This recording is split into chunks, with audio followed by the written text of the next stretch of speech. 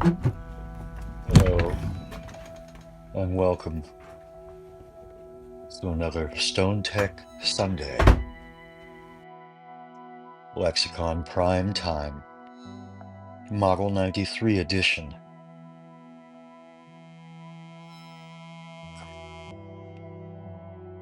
I can't suggest a pairing today because this has taken much longer than I thought.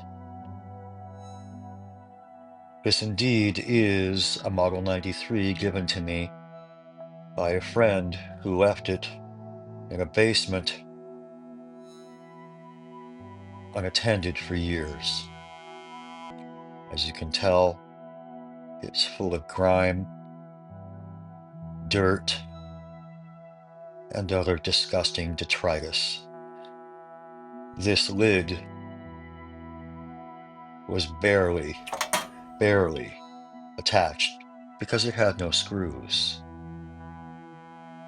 This unit has seen truly better days. There's actually all kinds of cobwebs and other reasons why this unit should never work again. I'm going to try to go through it. In a few minutes, I'm going to power it up with the Variac. Why a Variac? This isn't a tube-type device. Well, it has a very linear power supply. A very linear power supply. So it's probably safest to bring it up in case the transformer has a short. I mean, look at that transformer. It's not the greatest. It's not in the greatest shape.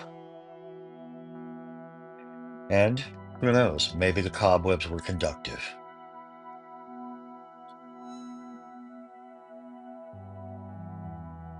Okay, I've got it hooked up to the Variac here. I'm going to turn it on.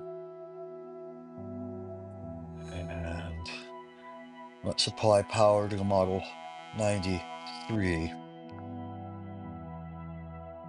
Power supply is back there in the upper right hand or left hand corner of the screen. If something smokes, it'll probably be there, right next to the RAM expansion board on top. Slowly cranking the voltage up, and in a few moments, let's look and see if we have a display yet, and we do.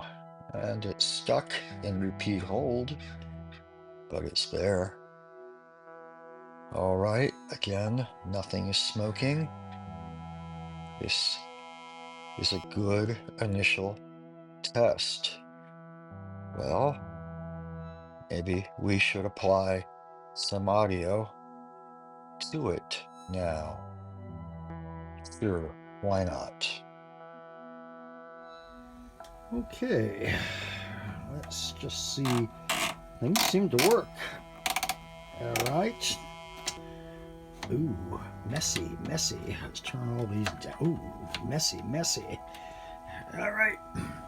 Let's go up to our Potomac audio test generator here. It's already in operate at +4. And let's turn on another old classic. Oh yeah. There we go. Right side is plugged in. Main auxiliary in, output.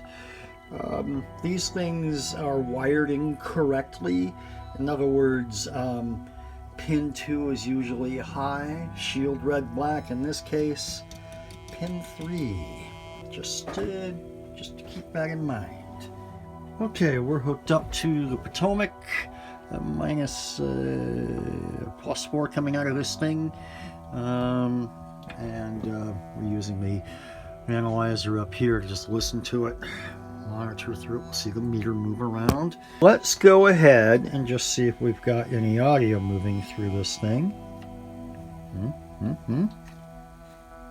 Turn that up. Ooh, I see audio on the meters. All right, let's turn up the input. And Uh-oh.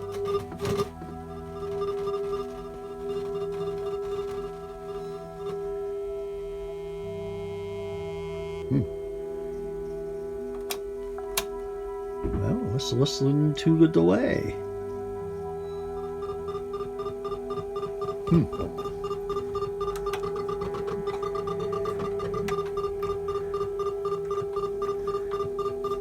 Sounds like there's some modulation. Okay, there's the other tap.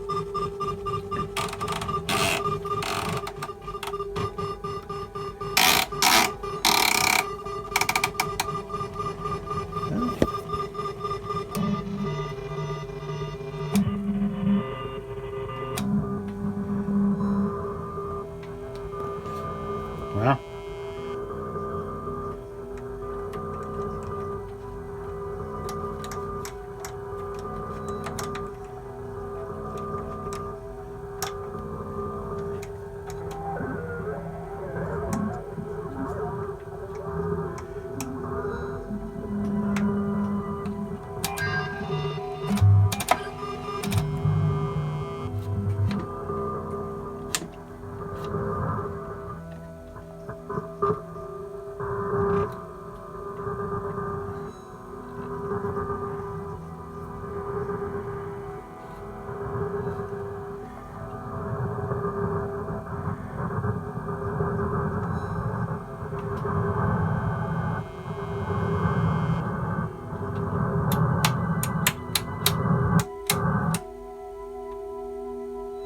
Well, delay bypass works.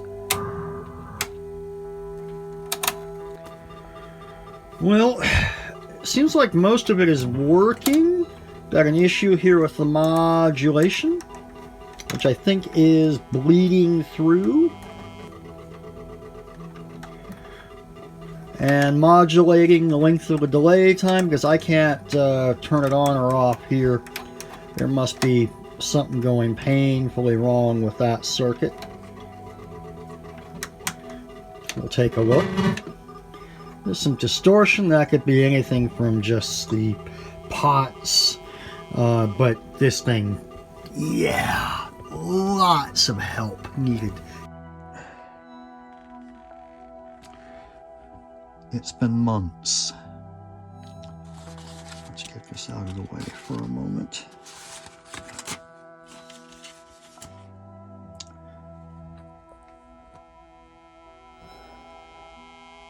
Wow. So many things were wrong with this unit. But let's just go over a couple of things and then I'll get into a few specifics. Without exception, just about every chip on this motherboard and the whole bunch of chips you can't see below these memory boards are all socketed. Reseat every one of them. Clean the sockets, especially in the condition this one here was in. The other thing is, same goes for these connectors here. There's a RAM board sandwich of messiness here, here, and here, and along the back, up here, and on a level you can't see below this expansion board. Actually, you know what? I have another one of these right here.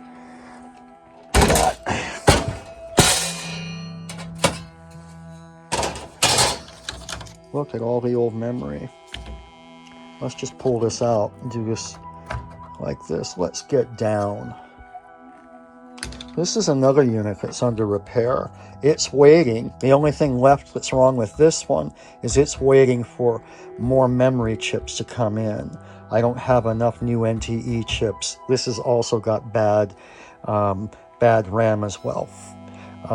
This board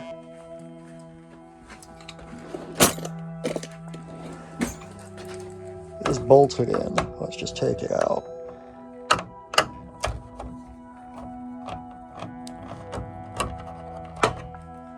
And I'm doing this with one hand. I wasn't prepared to do this. This is what the StoneTech Sundays are like. Oh, goodness. Yeah. Nothing really planned.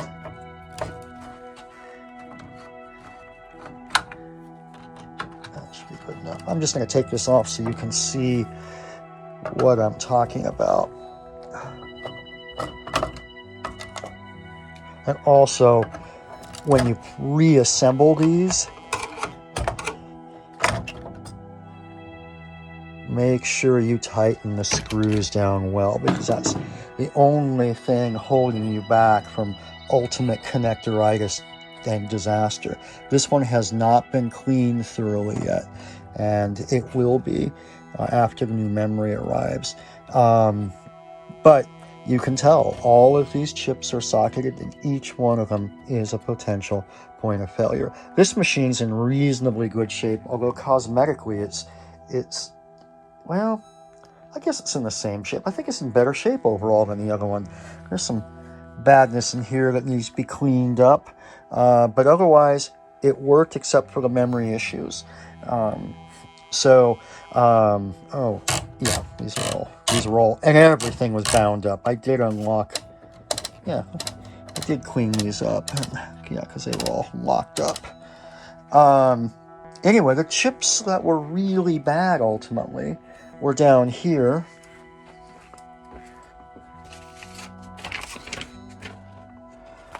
And that said, you have to, in order to get to the test points, working on this thing requires you turn it over in order to get to the bottom of the board while the memory board is inserted, which is a pain in the butt, as you might imagine.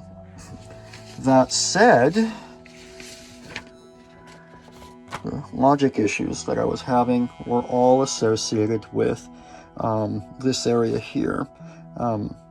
Basically, memory's read out, and the upper 2 bits are used in this output gain register area, and there's a couple of clock lines or lines sent out here that go over here and control the gain of these op amps. This circuit here shifts the level, I think, between, I don't know what the actual levels are, I don't remember, or don't remember caring, but it just shifts them, effectively giving you, as they say, better performance or 16-bit like performance from 12 bits.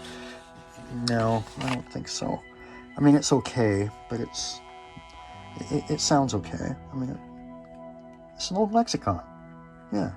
So anyway, this ultimately was bad, this chip here, this 4053 U12, and so were these.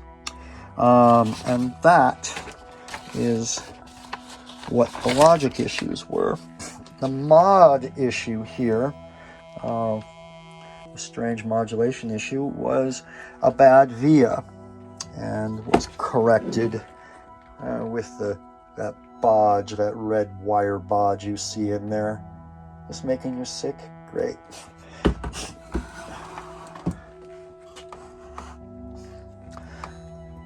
This is not the first time I've seen a bad via on these. I also generically, I forgot to mention, just recapped it. Everything has been recapped on this board, the memory boards, and the main board. So everything required cleaning, of course. Let's see. The memory, did I do that yet? Well, maybe not. This one here, I replaced all of the memory because any of the memory that was in here was suspect.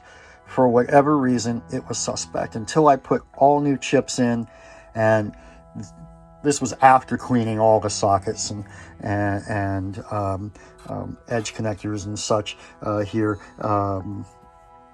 Never could get consistent results until I did that. The other thing I have to say is make sure you tighten these bolts down again, just like I mentioned over there.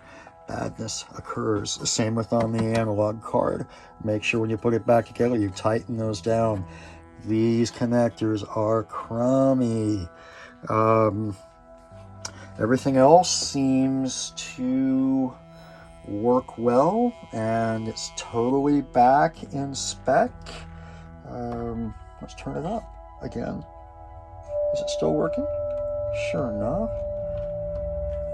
buttons for. Ooh, let's go to the space knob. Wow. Primetime, weird sci-fi echoes.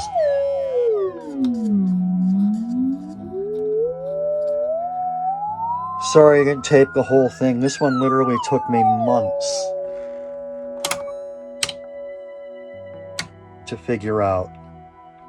It was just a lot of work. But that said, it's making this one here much, much easier. The next thing is this one. Speaking of old delays, this is an old Sequential Circuits Pro FX. There's a problem on this board.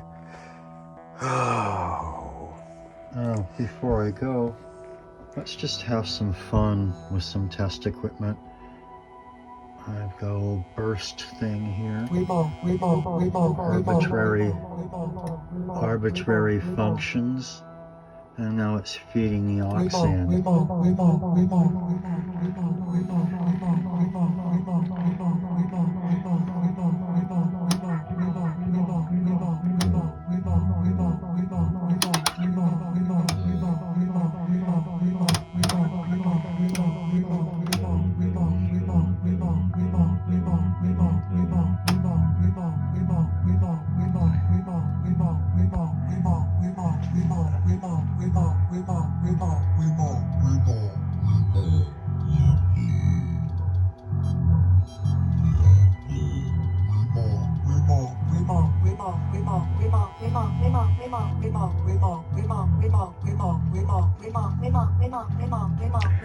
I like the arbitrary function generator.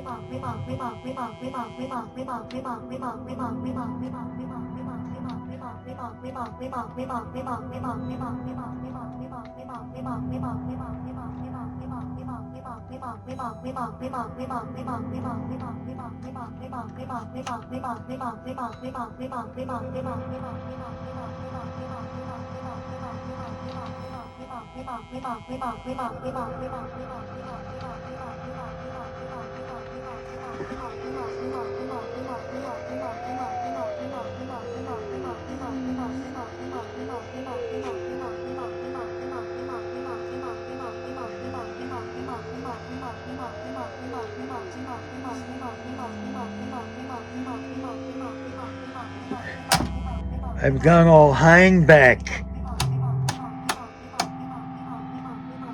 Maybe.